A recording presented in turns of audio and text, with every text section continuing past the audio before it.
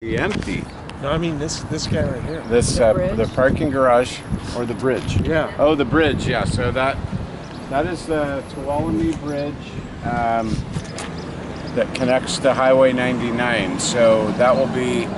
We had a one-way bridge coming this way, and then Stanislaus, the next block over, was a one-way bridge going that way. And now we'll only have one bridge, and it'll be two-way. So the nice thing, two-way, we were talking about 2 lanes, two-way. So that transition is going to make the next 9 blocks will all become a two-way, 2-lane street, which will make Tuolumne a much friendlier place than this fast one-way street. So these businesses along here are going to do much better when that transition happens. And again, it's a lot friendlier to the drivers to be able to.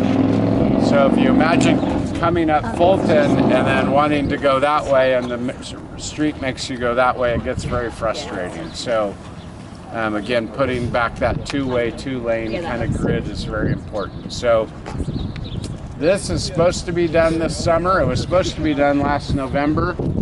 So I know that the city's trying to get that project to speed up. And we needed the new bridge because the high-speed rail line runs next to the Southern Pacific. It's not Southern Pacific anymore, but Southern Pacific line. So the bridge needs to span a further distance. So that's what necessitated the new bridges. So I think it's going to be good for downtown ultimately. And then that's the IRS building. The IRS is supposed to leave there in a few years, as they're just reducing the number of employees because more and more of us are doing our taxes online. So you don't need all the people that used to get the paper taxes and then put them into a computer. They're already there. So that automation is reducing the amount of employees they'll need, which has a negative piece to it. And then, but hopefully that building, finds its new life and new tenants in it for downtown. McCormick Barstow? What? Yeah, that's where they used to be. Yeah, So I know. They full circle, coming back full circle. Yeah. What has happened to the CVS? The CVS building is kind of stalled out right now. Of course, they had a plan to move to the corner out here, and then that did not go through. But still, we are hopeful that as things progress, that they'll be able to find a developer to do CVS on the ground floor with maybe housing or office upstairs. They were kind of locked into doing a 1-story building, and the new downtown plan for this area is minimum 2-story.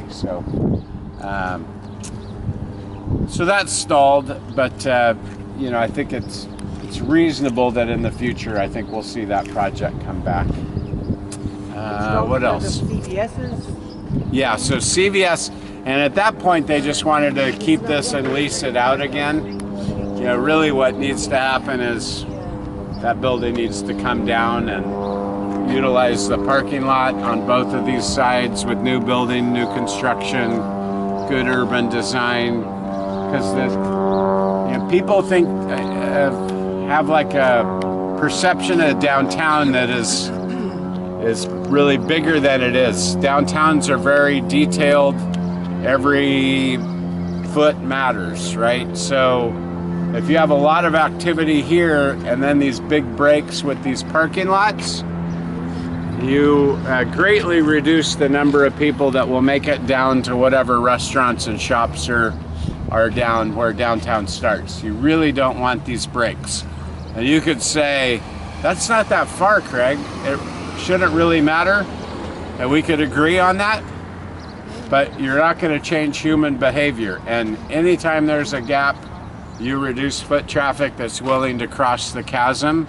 And whenever you reduce the foot traffic crossing the chasm, you hurt the business potential on the other side. So the more we can get this filled in, the more of a bridge you have between these two areas with the entertainment and all of the downtown lofts.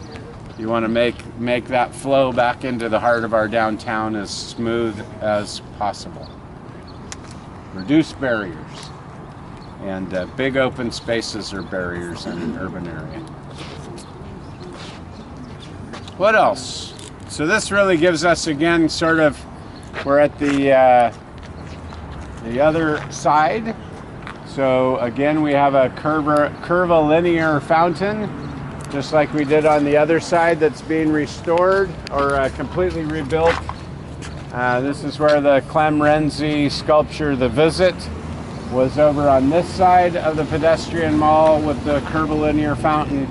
Now it will just move across the street to the 28-foot wide section, so there's more room for pedestrians along with the sculpture and the fountain as well. So where are they setting that? Is it in the dirt area right, here? Yep. So just very much like it was before. The fountain is again a little bit smaller, but to a scale of what the original fountain was, so that we can have the pedestrian access alongside the fountain and the sculpture. So the lady's going back. Right. So really at both ends you can see really how this is all taking shape pretty well. And then the middle is last. So, and that was the original plan, is they would do the block where we started, then this block, and then the middle block. So even though there's been construction on all three, that's kind of how they'll open up and the fences will come down. So by May, the contractor thinks at this point, again with caveats of rain and other things, that the block where we started and this block should be pretty much ready to go. And the middle block will take probably a couple of more months to get that finished. So at that point, then they'll open up the whole project. One of the things they told us is that it makes it nice because if they hit a problem on one end, they can go to the other end. Right. You know, so they're moving their workers all around. Yeah, so that's been both a good thing and a hard thing. So from the overall project getting done, which is the most important thing, it's been really good to have a project that's so big that when they run into an obstacle, they can bounce somewhere else. The downside of that has been that there has been construction on all three blocks, which have been painful for the businesses. So the original idea was do 1/3, everyone have 4.5 months of pain, live through it, and then the pain will move over here for 4.5 months, and then the pain will move to the middle for 4.5 months.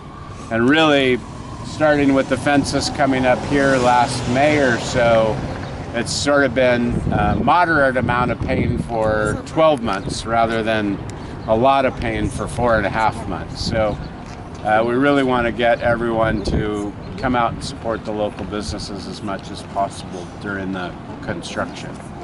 That's the only way to get past the pain. Buy a margarita at Los Ponchos today. We did it last time. Thank you. I thank you. Los Ponchos thanks you. Jim had one. What? He says that to eliminate the pain, you go to Margarita at Los Panchos. I did. Excellent. See, it worked, right? It reduced their pain, it reduced your pain. We did that. Good. All right. Well, let's Our daughter got engaged. any other questions? Trying to convince her to look at one of those. So many. So many. So nice. That was It's a wild, wild world. First.